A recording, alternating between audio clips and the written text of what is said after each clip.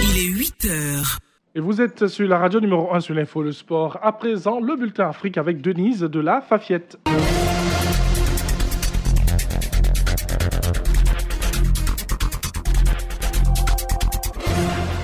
Bonjour Thierry Angeval, bonjour à tous. Élection présidentielle en République démocratique du Congo.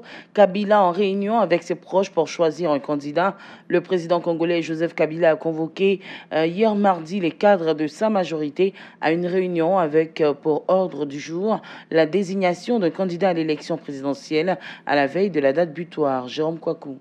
Selon la Constitution, le président Kabila ne peut pas se présenter à la présidentielle prévue le 23 décembre prochain, mais il est resté jusqu'à présent muet sur la désignation d'un dauphin. Tous les signataires de la charte du Front commun pour le Congo ont été convoqués mardi en début de soirée à une importante réunion de la plateforme à Kingakati, à la résidence présidentielle de la périphérie de Kinshasa. Ce n'est plus un secret, il est question de la désignation du candidat qui portera les couleurs de notre plateforme à la présidentielle, a ajouté un proche du chef de l'État sous le couvert de l'anonymat. À un peu plus de 24 heures de la date butoir que toute la RDC attend, le chef de l'État a présidé une longue cérémonie militaire marquant la prise de commandement du nouveau chef d'état-major de l'armée. La cérémonie a été retransmise en direct sur la chaîne d'État. L'un des pays les plus pauvres d'Afrique malgré ses ressources, la RDC n'a jamais connu de passation pacifique de pouvoir depuis son indépendance de la Belgique le 30 juin 1960. Depuis dimanche, beaucoup se félicitent de l'accord signé sur la crise au Soudan du Sud. Pouvoir et opposition ont paraphé un compromis. Il prévoit notamment le maintien au pouvoir du président Salva Kiir et à terme le retour du chef rebelle Riek Machar. Les partis se sont entendus sur le partage du pouvoir et les différentes étapes jusqu'à la fin d'une longue période de transition.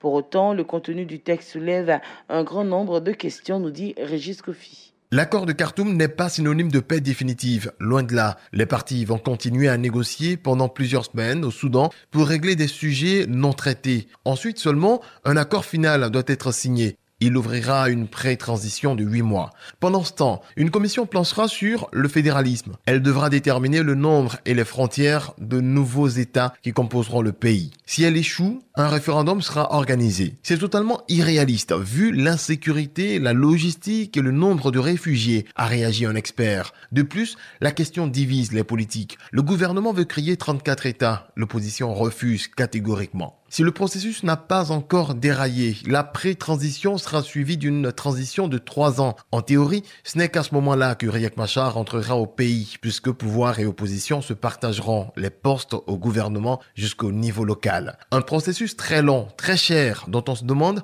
comment il sera financé. En tout cas, dans les chiffres, le président Salva Kiir et son camp se taillent la part du lion en récupérant plus de 50% des postes. Le chef de l'État doit rester en place jusqu'à la fin du processus. Mais ira-t-il jusqu'au bout ? Rien n'est moins sûr. L'accord de 2016 avait par exemple été rompu après seulement 3 mois. C'est un événement politique majeur de plus en Éthiopie, la démission du président de la région Somalie lundi après-midi, une démission contrainte pour Abdi Mahmoud Omar dit Abdi Ilé, après donc plusieurs jours de tension avec le gouvernement fédéral à Addis Abeba. Les précisions de Nadège Kofi.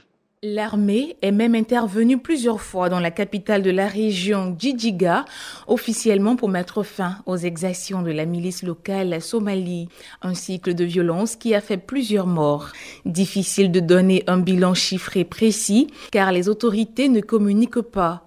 Des sources font état d'une vingtaine de victimes. À Djidjiga, plusieurs églises chrétiennes orthodoxes ont été incendiées et des prêtres ont été tués selon le patriarche Mathias.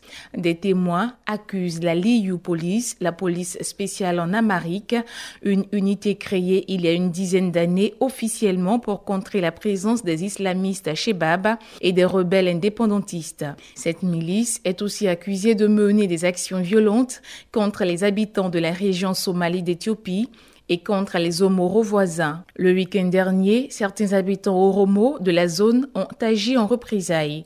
Ils ont attaqué des Somalis dans la grande ville de Dire Dawa. Le maire de Dire Dawa a appelé en renfort l'armée et la police fédérale. Ce sont ces deux forces qui contrôlent désormais Djidjiga, la capitale de la région Somalie. Le Gabon aura bientôt des centrales solaires. Les 8 premières centrales solaires entreront en activité en septembre 2019. L'accord entre Osar Energy, filiale du français donc Engie, et la Caisse des dépôts et consignations du Gabon qui finance ce projet pilote a été signé le 6 août donc à Libreville. On retrouve Diakité Ibrahim pour plus de précisions. Les 8 premières centrales solaires du Gabon seront construites par la PME française Osar Energy et entreront en service en septembre 2019.